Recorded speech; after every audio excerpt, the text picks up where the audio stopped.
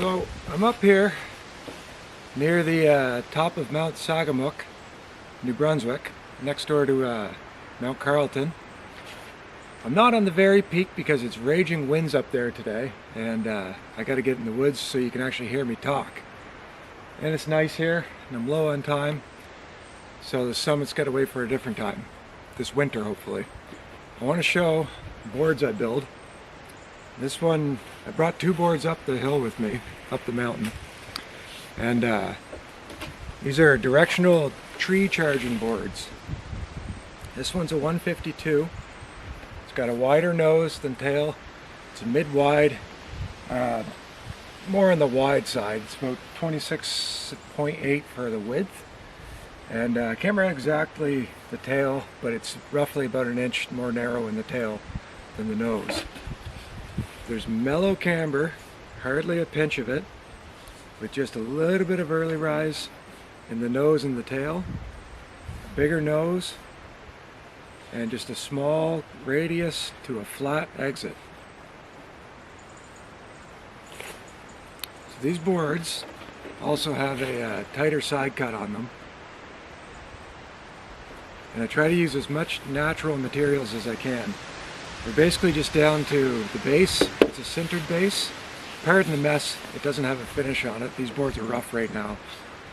And yeah, sintered base. Got the little die cut in there for the logo. And top sheet, this is Jatoba. This is black walnut. Whoa! With a little inlay of cork with a little Jatoba as well. And then just a little bit of artwork. This one's not done. There's going to be a little more. The inserts are in here. I haven't drilled them yet. But it's a light board. It's a triaxial fiberglass top and bottom. Sidewalls are bamboo on this one. And the core is primarily poplar with a couple of white cedar stringers in it, just to cut the weight and give it a little more snap. And sometimes I play with more cedar than not. It really cuts the weight of a board down. But these things are super fun. Side cuts nice and tight, so it's maneuverable. And with the taper, the turn initiation is really comfortable. The extra width, big guy like me, I'm 6'2", and this thing's a 50. No, this one's a 53. And this is my choice. This is what I love to ride. And it's an East Coast board, so you don't need it to be super long, because you rarely deal with deep pow. But yeah, that's this beauty. It's fairly stiff. I give it like a 7 out of 10. But when you need to maneuver it and crank on it, it'll give you the flex you need. And I got this one. Similar side cut. A little more of a blunted nose. Big shovel head. This one's more on the traditional width, not quite as wide. This one's a 154. Or sorry, no, this is the 155. Same thing, Jatoba, walnut, just different and more centered. There's no inserts showing right now, but they're in there. I just got to drill them out. Not quite as much taper on this board, but there's probably like 3/4 of an inch taper. That's meaning the tail is more narrow than the nose. Same deal. This board's almost flat because the whole purpose with not putting tons of camber in is with East Coast riding, you deal with a lot of flats when you're in the trees. So these boards being more narrow in the tail helps you just to stay above, but I don't like full rocker because well, you want as much contact on the surface as you can get. But the whole point is so you can float through the mellow sections easier. And this one has maple sidewalls. This core had it's poplar, and I put 2 bamboo stringers down the center of this one.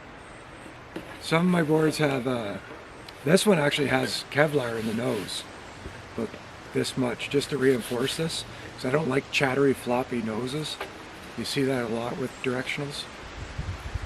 Same thing, mellow radius to a flat planing nose, and the tail. The nose is longer than the tail.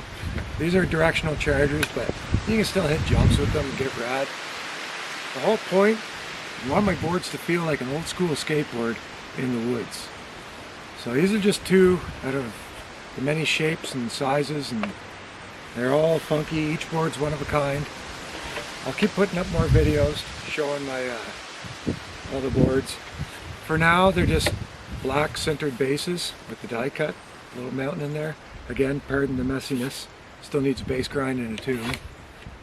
But yeah, I do my inlays with cork as well. It helps dampen things. Sometimes some boards have tons of cork in it, and all the veneers are sealed up too. But yeah, super fun boards. They just rip. You can really crank turns, weasel through the woods comfortably, and yeah, so far they're pretty awesome. I'll keep posting boards up as I go, and then this winter I'm hoping to get up this mountain, rip it up. But yeah, thanks for watching.